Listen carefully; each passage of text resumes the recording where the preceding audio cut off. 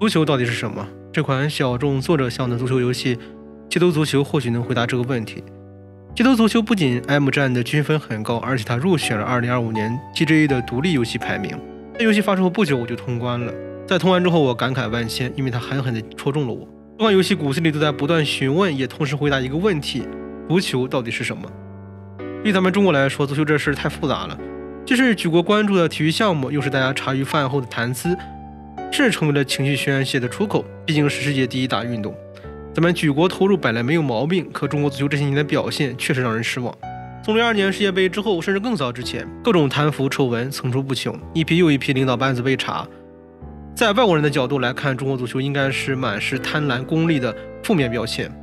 这事咱们也没法否认。但当我玩到这款游戏时，我突然被他们眼里的足球震撼到了。如果你既爱足球又爱玩游戏，我真心推荐你试一试，它会让你感受到最纯粹的足球魅力。足球不再是功利的道具，而是融入血液，贯穿一生的信仰。咱们先聊聊游戏的剧情。刚刚听我说可能不够直观，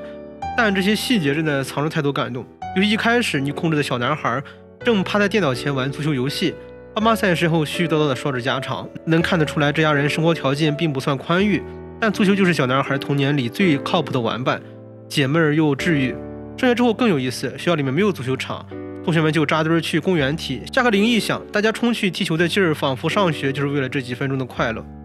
哪怕爸妈有事把孩子留在公园，小屁孩们也能立刻凑成一队，踢得热火朝天。这些看似日常的场景背后藏着一个特别戳心的背景。这款游戏的作者来自厄瓜多尔，这个足球对于未曾闯入世界杯的国家来说是救命的希望。厄瓜多尔第一次闯进世界杯的关键一战就是击败秘鲁的那一场胜利。当时国家经济一塌糊涂，民众生活艰难，甚至连基本的生活保障都难以维持，大家对未来早已没了热情。爸妈们为了生计奔波劳碌，孩子们也只能在水泥地上找乐子，而足球就成了那个天降猛男。它不仅是国家晋级世界杯的荣耀，更带来了经济复苏，给整个民族带来了走出苦难的希望。但游戏里并没有刻意煽情，只是通过一些细节让你感受到这份重量，因为你的视角是孩童的视角，电视里播报着世界杯晋级的新闻，哪怕经济再差，所有人的眼里都闪着光。在经营崩坏的新闻中，足球依然是大家重拾信心的寄托。你操控的小男孩只是这些历史的见证者，但那些全民因为足球而诞生的那些脆弱的希望，那小小的火苗种子，隔着屏幕我们都能感受得到。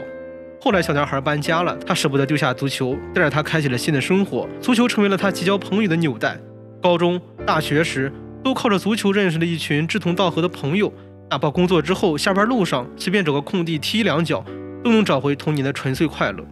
最戳人的一幕是多年后他回到家乡，遇到了童年时的玩伴，三个成年人在昏黄的路灯下，在小小的空地上无意识地踢着球，仿佛又回到了当年在公园疯跑的日子。表面上说着工作和日常，而那些没说出口的思念和情谊全在脚下的传球里了。足球对他们来说是童年时的玩伴，是青年时的社交媒介，是中年时的精神慰藉，更是整个民族的希望符号。我们总以为巴西、厄瓜多尔这些足球强国的孩子们踢球都是为了出人头地、赚钱排名，因为国家太穷了，就像是小罗、内马尔那样从贫民窟里走出来的天才。我们没有足球，却带着对足球的傲慢。但这款游戏似乎告诉我，核心其实是热爱。足球带来的无忧无虑的快乐，同伴间的信任与协作，受伤时克服挫折的勇气，足球在日常生活中的陪伴，这些才是足球王国能一直强大的根本。说起来你可能不信，这款游戏的机制其实很不成熟，画面粗糙，没有复杂的游戏模式，也没有成长系统，甚至连心流玩法都谈不上。但它为什么能拿高分，引发这么多的共鸣呢？因为它把足球最本质的东西拍在了我们脸上，纯粹的热爱，无关功利。对比咱们中国足球，真的很让人感慨。我本身就是个足球迷，数来数去也快20年了，也懂大家对于中国足球的期待，但这些年的公立足球真的走偏了。不管是官方还是民间的青训系统，嘴上说着让孩子们享受足球，可骨子里还是带着出成绩的压力。老师的教学方式，家长的期待，这些潜意识的功利思想，孩子们怎么可能感受不到呢？我们总是在纠结中国足球该怎么改革，该花多少钱，该请什么教练，却忘了最基本的一点：足球首先是快乐的，它就像街头足球里的孩子们。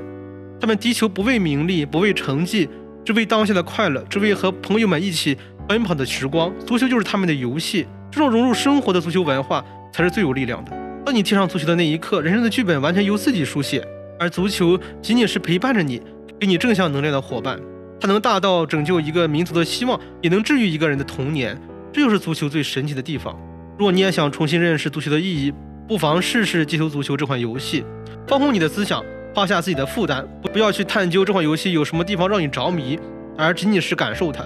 它会让你明白，足球不是冷冰冰的成绩和数据，而是有温度的陪伴与信仰。如果你喜欢本期视频的话，欢迎点赞关注，我们下期再见。